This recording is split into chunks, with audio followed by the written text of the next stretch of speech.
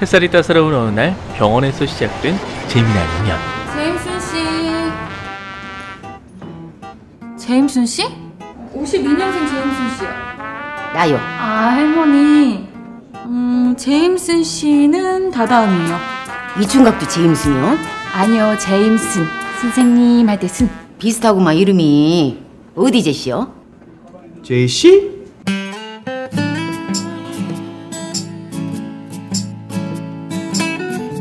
이곳에서 무려 30년 동안 방앗간을 운영하고 있는 제임순 할머니.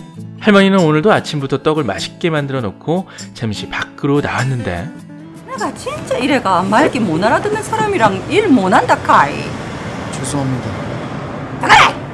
며칠 전 병원에서 마주친 외국인 청년 제임슨을 우연히 다시 만난 거죠. 총각. 아이 총각. 할머니는 제임슨에게 간 만든 백설기와 식혜를 내주며 고된 타국살이에 따스한 위로를 건넸습니다. 그런데 그때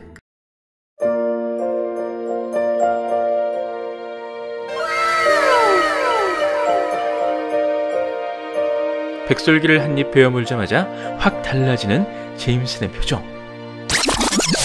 뜨거 이놈아 찬찬히 먹어. 진짜 맛있다. 찬찬히 많이 먹어. 그리고 다음날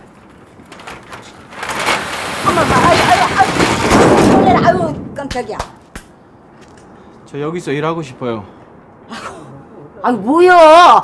아침 대바람부터 온 구신 씻나라 까먹는 소리야.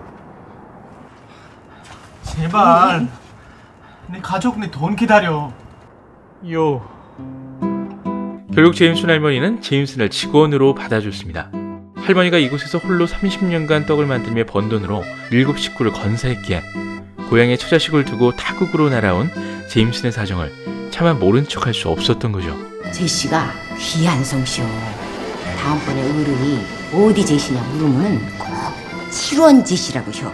그럼 어디 가서 억울한 일은 안 당할게요. 그렇게 제임슨은 칠원제씨 제임순 할머니의 새로운 식구가 됐습니다.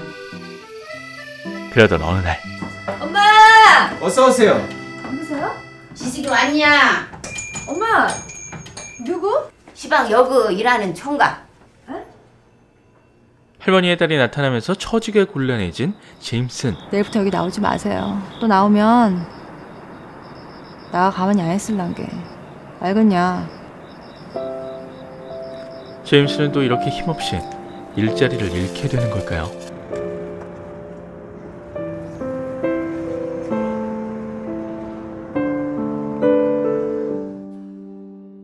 이하인 감독의 단편 영화 제시 이야기는 비슷한 이름을 가진 제임슨 할머니와 외국인 청년 제임슨의 우연한 만남에서 출발합니다. 두 인물이 처음 만나는 곳은 병원입니다. 이 장소는 두 캐릭터 모두 삶의 아픔을 지니고 있음을 암시하는 동시에 이후 서로가 서로에게 치유가 되는 관계로 발전할 것이라는 예측을 가능케 하죠.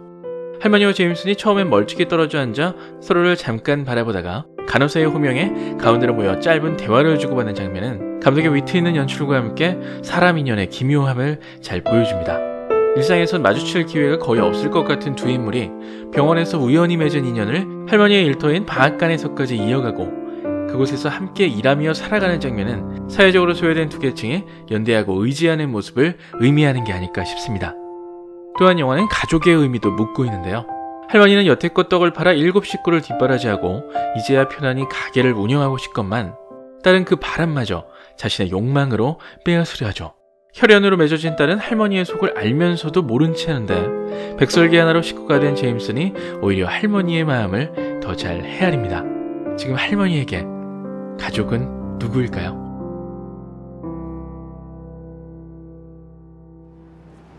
도이아파트 경비실 3초소. 이곳에서 경비원으로 일하는 임동식 씨. 그는 임 계장입니다.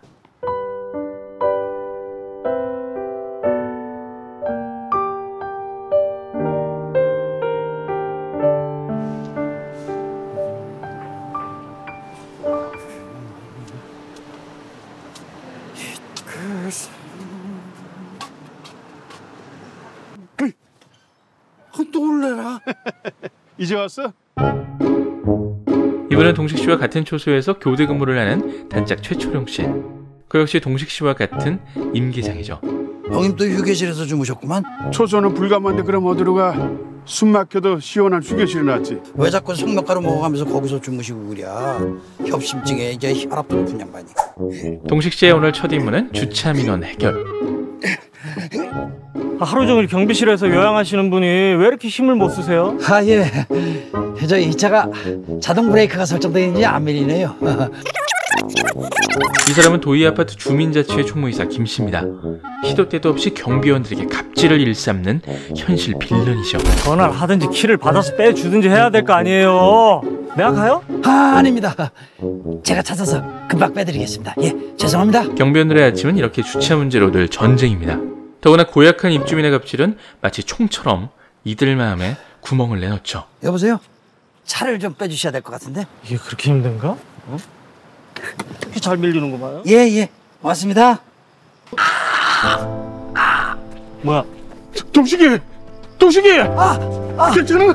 이런 일을 당하고도 동식 씨는 가해자로부터 사과 한마디는커녕 아, 위험하게 여기 왜 들어와 있어요? 그러니까.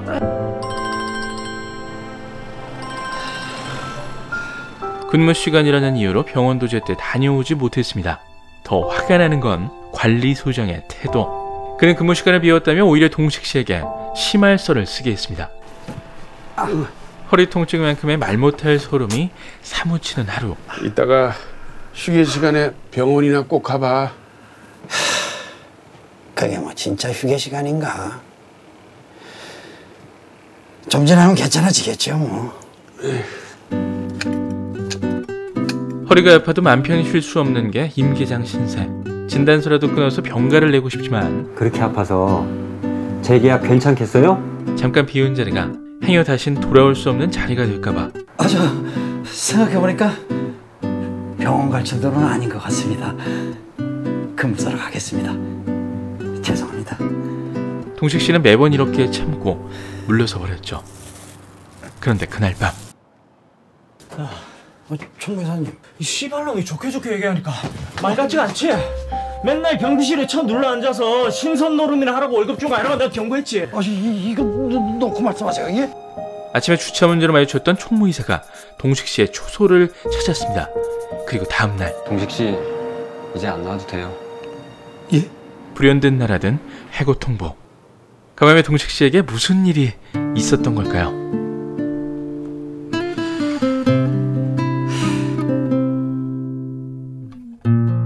이기로 감독의 단편 영화 임기장은 정말 오랜 시간 사회적 문제로 지적되어 온 아파트 경비 노동자들의 실상을 소재로 공감도 높은 이야기를 그려내고 있습니다. 영화는 시작부터 거침없이 직진합니다. 주요 인물의 등장과 함께 결말에 단초가 되는 사건을 단숨에 펼쳐내는데요. 이 사건 하나로 캐릭터 설정과 구도가 선명하게 각인되죠. 물론 그 과정에서 김 씨에 대해서 행동이 다소 과하게 느껴졌는데 내가 또 명색이 총무이사라 아저씨들 몸 상태를 알고 있어야 되거든요. 중반부쯤 그가 자취의 총무이사였다는 사실이 추가로 드러나면서 납득할 수 있었습니다.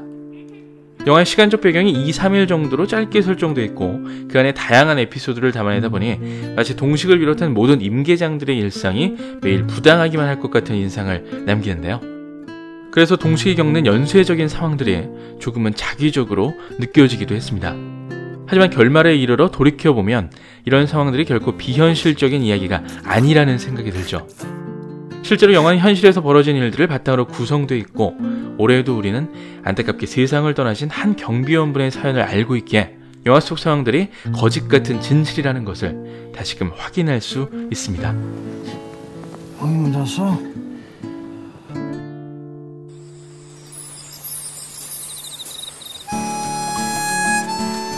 마지막으로 소개할 작품은 황태영 감독이 연출한 단편 영화 어느 시골 소녀의 일기입니다. 시골에서 부모님과 행복하게 살고 있던 딸은 어느 날 갑자기 도시로 이사를 가야 한다는 사실을 알게 되죠. 온 가족이 다 같이 함께 가면 좋겠지만 아버지는 고향에서 할 일이 있다며 딸에게 함께 이사를 갈 수 없다고 말하는데요. 딸은 그런 아버지의 행동이 이해되지 않아 설득을 시작합니다. 과연 세 가족은 함께 이사를 갈 수 있을까요? 영화 제시 이야기 임계장 어느 시골 소녀의 일기는 울산국제영화제 프레 페스티벌의 국내 경쟁작으로 12월 19일부터 이틀간 울산에서 감상하실 수 있습니다. 지금까지 리드무비였습니다.